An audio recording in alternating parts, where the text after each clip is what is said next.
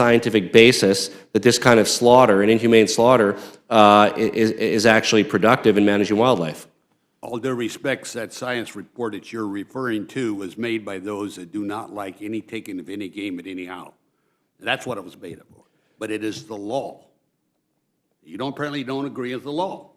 If you want to change it, change the statehood law. If you want to change it, change the NELCA law. If you want to change it, change the refuge law. But they broke the law. Very simple.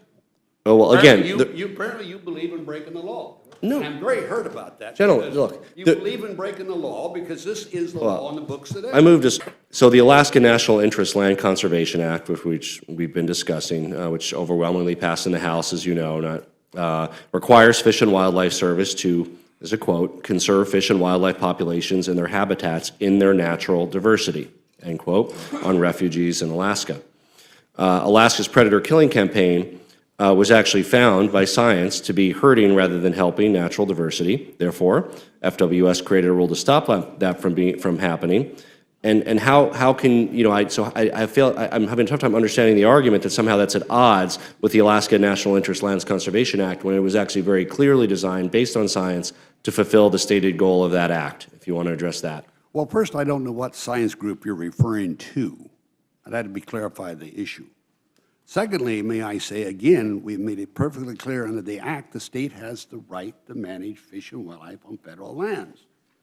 Under our Statehood Act also. I want to keep stressing that.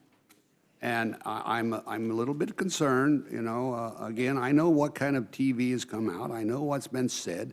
It's really a flat falsehood.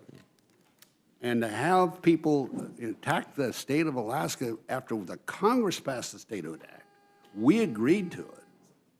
That's what people don't understand. To have an administration go beyond that and, in fact, impugn the law written by Congress, that's wrong. Whether you agree with the animal part of it or not, that doesn't really concern me. It is the breaking of the rules set by Congress by an administration. I'd be saying the same thing. It was, I don't care who it was. So it's wrong. And you know, reclaiming my time, when there's a process through the courts, some of President Obama's executive actions have been taken to court, and by the way, some of President Trump's executive actions have already been taken to court. That's a legal process for determining whether something is defensible or not. Certainly, wildlife managers in many of the field believe that not only is this rule consistent with the law, it's actually required by the law as a best practice for wildlife management that's required in the Alaska National Interest Lands Conservation Act. I just want to end by saying that while my district is in Alaska, we're no stranger to wildlife. A bear broke into my cousin's garage just a couple weeks ago. We have mountain lions, and we hope that the successful reintroduction of the wolf into Colorado will soon take hold, because we know the importance of apex predators in healthy ecosystems.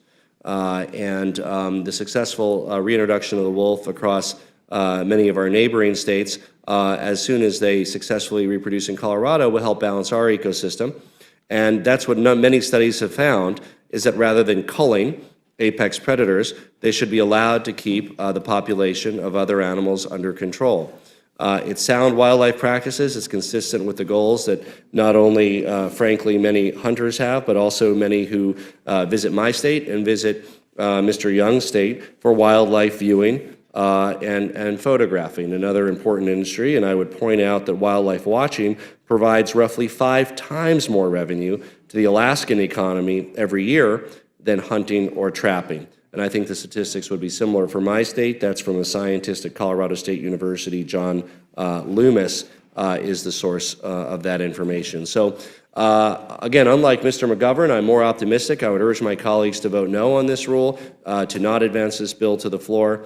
If there's recourse to the courts, I would encourage the gentleman from Alaska to continue to pursue that, but it's premature at this time for the House to be considering repealing this rule, and I yield back the balance of my time. Would the gentleman yield?